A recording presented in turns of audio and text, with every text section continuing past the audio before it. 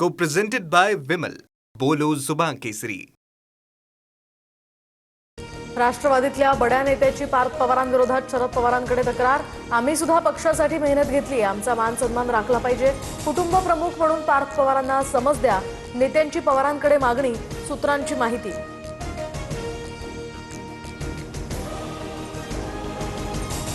पार्थ पवार राष्ट्रवादीचे सर्वेसर्वा झाले तसं त्यांना वाटतंय. शरद पवारांकडे तक्रार जरी झाली असली तरी पार्थ पवार ऐकणार नाहीत, अंजली दमानी यांची टीका.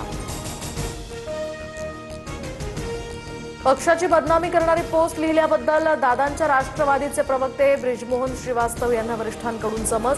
तर नव्या कार्यकारिणीमध्ये पवार कुटुंबियांच्या नातेवाईकांनाच संधी दिल्याचा श्रीवास्तव यांचा आरोप, सूत्रांची माहिती. नीट परीक्षा रद्द झाल्यानं प्रचंड मानसिक धक्का. नैराश्याच्या भरात 3 विद्यार्थ्यांनी आयुष्य संपवलं. दिल्ली, राजस्थान आणि गोव्यातील विद्यार्थ्यांचा यात समावेश.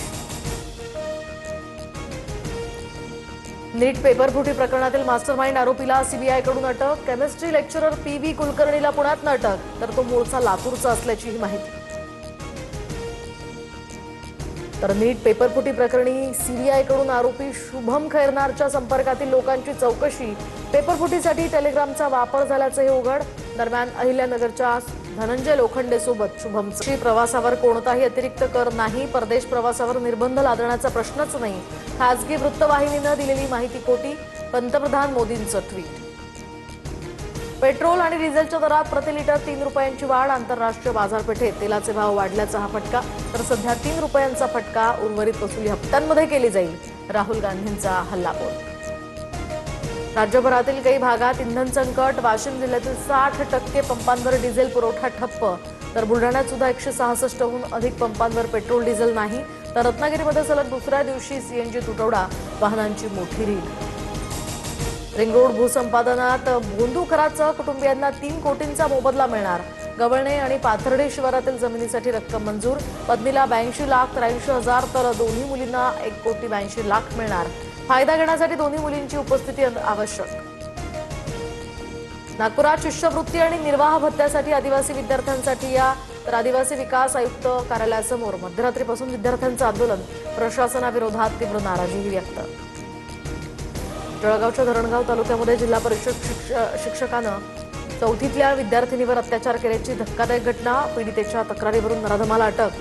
आरोपीकडनं मोबाईलवर अश्लील व्हिडिओ दाखवून हे कृत्य तर जीवे मारण्याची धमकी दिल्याची ही बाब उघड. शहरामध्ये मध्यरात्री तणाव. तर गोलाई चौकात झेंडा लावण्याच्या कारणावरून 2 गटात राडा.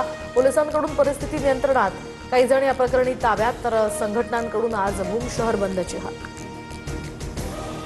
मान्सूनचं अंदमानात आगमन. दक्षिण भारत आणि ईशान्य भारतातील काही राज्यांमध्ये आता पुढील काही दिवसात मुसळधार पावसाचा अंदाज.